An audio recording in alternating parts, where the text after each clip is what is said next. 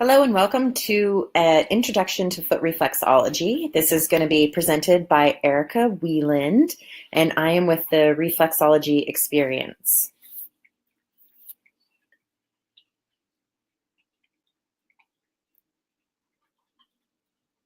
In order to get started, the first thing that we need to talk about is how we're going to define foot reflexology.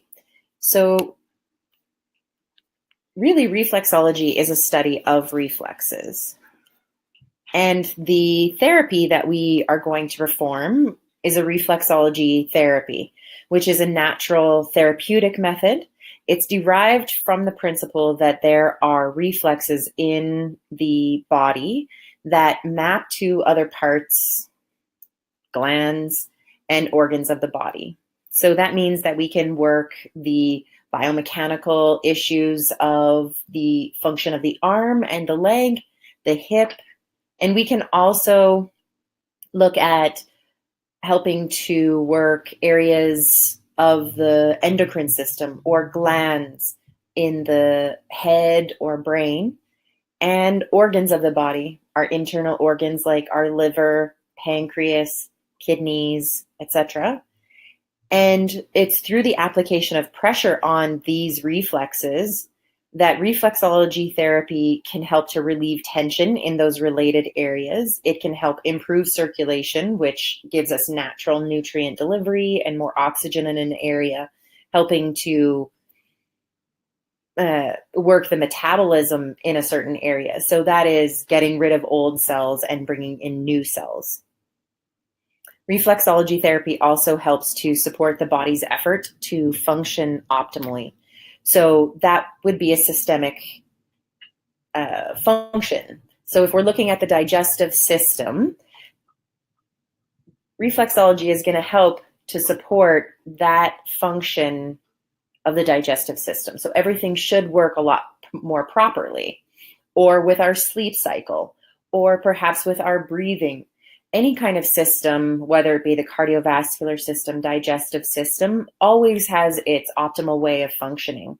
And it's through certain stressors that we implement into the body that create this dis-ease, or this, the body's kind of trying to always fight to get back to this normal functioning, which is why we get types of disorders. It's the body's way of communicating with us that, hey, maybe something's not right here. So reflexology helps to rebalance the body back to its optimal functioning.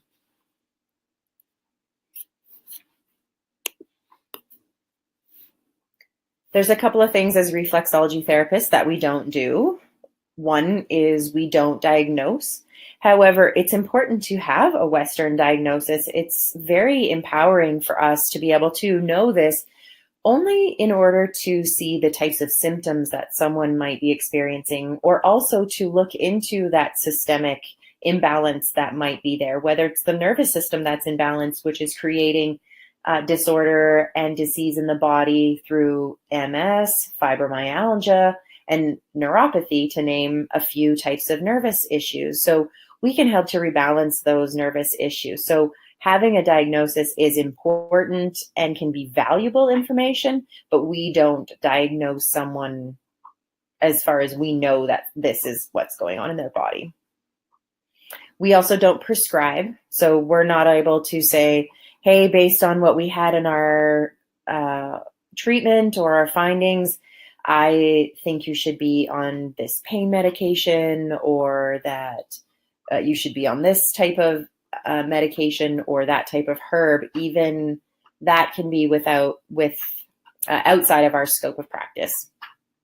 However, suggestions and ideas around being healthy, if you were to provide them with supporting documents and say, hey, this is something that I've heard, feel free to do your research and you can go from there. However, if you have other certification that allows you to get into more nutritional types of avenues, then that would be within your scope of practice. Just under a reflexology therapy, we don't. We also don't treat for specific conditions, and what that means is that we don't treat MS. We don't treat fibromyalgia. We can relieve the symptoms of, but we can't claim to treat those types of specific conditions, as we want to have this holistic way of approaching the body.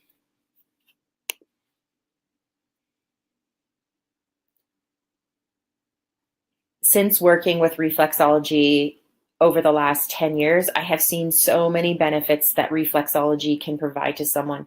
It is hard to guarantee results because it's a combination of the person wanting to heal and wanting to get better and allow themselves to get better.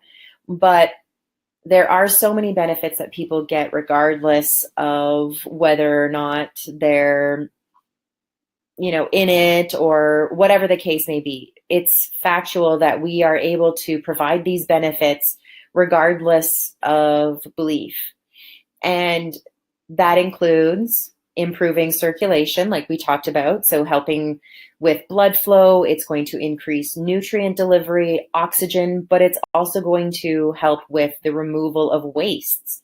The circulatory system is what lymphatic tissue or lymphatic waste drains into. And so we need to be able to stimulate and improve circulation in order for the detoxification process to happen without putting an extra strain on the kidneys, the bladder, that urinary system, which helps to expel those waste products.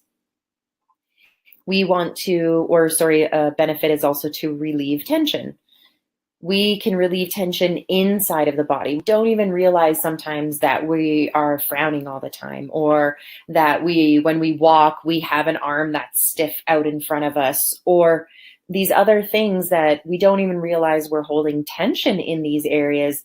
But through reflexology, we are able to relieve the tension that you could be holding in your stomach and in through your kidneys or liver, areas that we might not have that cognitive awareness of holding tension in. We talked about promoting natural healing. So reflexology helps to stimulate our healing system and to promote that healing system. It helps to physically align foot structure so that we have good functioning feet. It also aids in proper foot function so that we can gait properly and move properly, and we can have proper posture. The feet are what grounds us and roots us into the earth and our structure in general. So we want to have good, opened, fully functioning feet. And it can become a challenge when we are under constant pressure or we wear shoes. They can become weak in certain areas. They can become relaxed in other areas and tight, which means it's going to transfer all the way up the body from how we walk or how we move or how we hold our body as we walk. Where are we applying the pressure? This is also going to help restore that deep quality of sleep. One of the leading causes of disease these days is sleep deprivation. And reflexology does such a fantastic job of giving people that deep quality of sleep, which is our rest and repair time. It is when we restore our battery, when we refill all of the sources that be inside of our body. That is when we repair. So having good quality of sleep will naturally improve how we function from day to day. But how does reflexology get performed out in the world? What are the guidelines of reflexology? Lots of times we think about how often should we get reflexology. With chronic issues or with issues that people are extremely struggling with, or it's lasted more than 6 months to a year, they would fall under this category. For them, we recommend weekly sessions for 2 months. The first 3 sessions should happen on a 48 hours increment. So 3 sessions within the first week, and then weekly sessions for 2 months. We find that people get the most optimal results with chronic issues. For common disorders, twice a week for 3 weeks is optimal. Once a week can get things moving and people will see really good results. but twice a week for 3 weeks is absolutely optimal.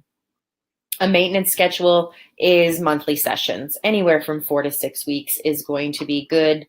I see great results when it comes to maintaining or preventing illnesses from really holding on. How long do treatments typically last? You have to think about your first treatment or your initial consult where you do the intake, how long it takes you to typically do that portion. That's where 90 minutes can come into play, or 75 minutes. That gives you enough time to have them perform an intake and find out some good questions.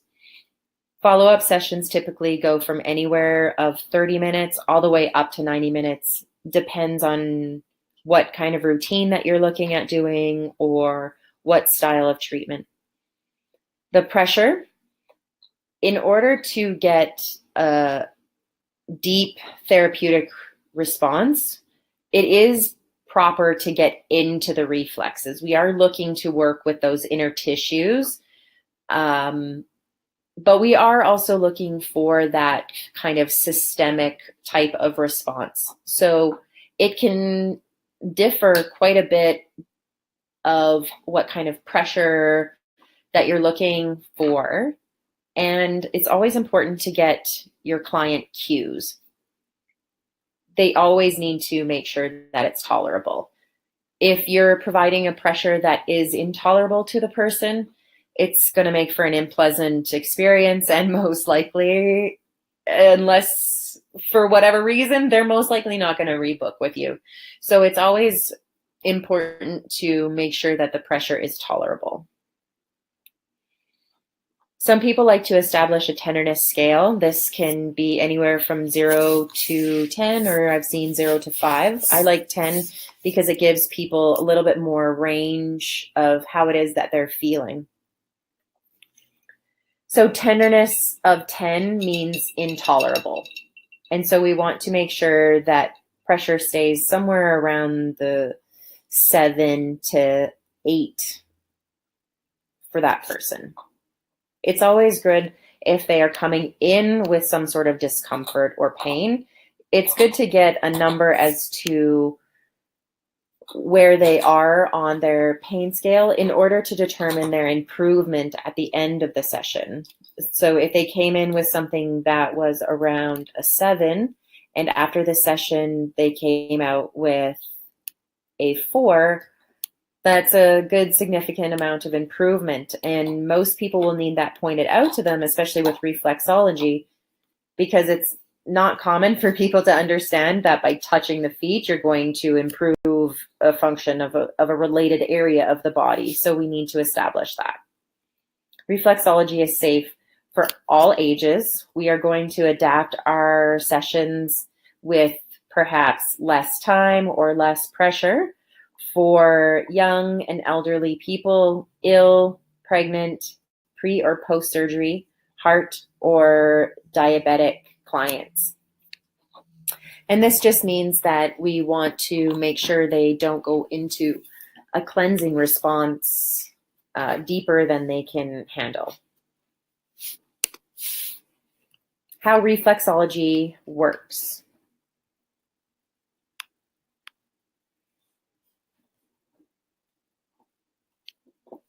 Reflexology naturally stimulates the parasympathetic response.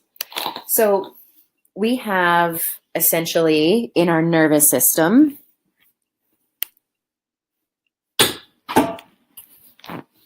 two nervous system responses: the autonomic nervous system or the central nervous system. The central nervous system contains our brain and our spinal cord.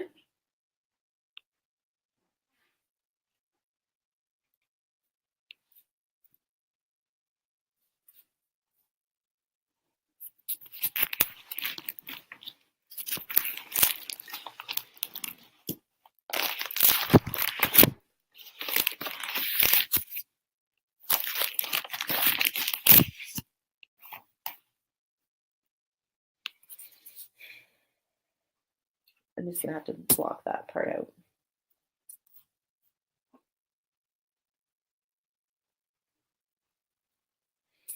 We're going to move on to how reflexology helps to communicate with the body and what kind of response that we're looking to promote in the body.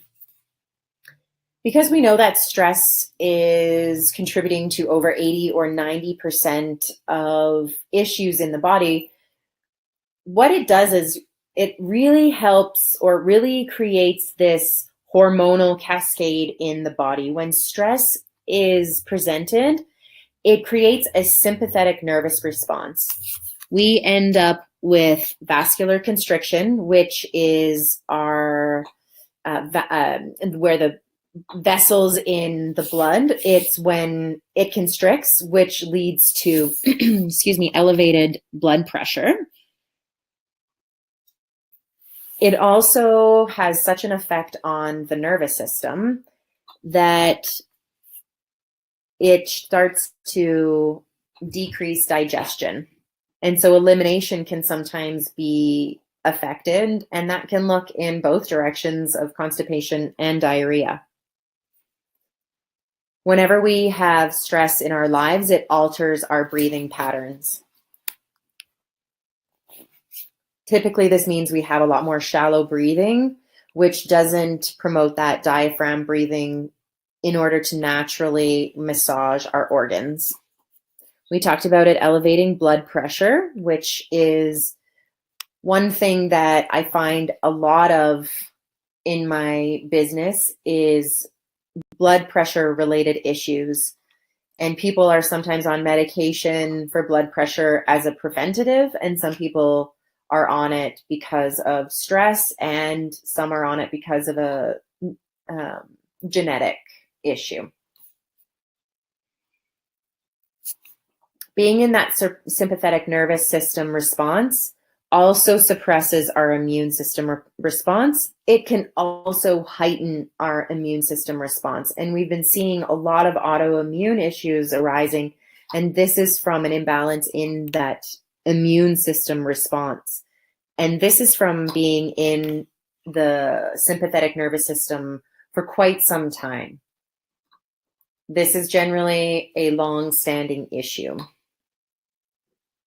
Digestion starts to suffer, like we talked about. So the stomach isn't breaking down food properly, and it's really kind of impacting everything. The pancreas and the liver get affected in the digestive enzymes and how we process sugars and gluten, and things become quite out of balance.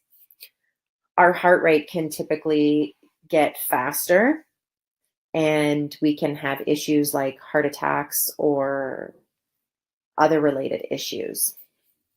These types of symptoms lead us to dis-ease. It leads us to feeling those issues in our body that tell us, hey, something is really out of balance. The style of stimulation that we do with reflexology puts us into a parasympathetic response.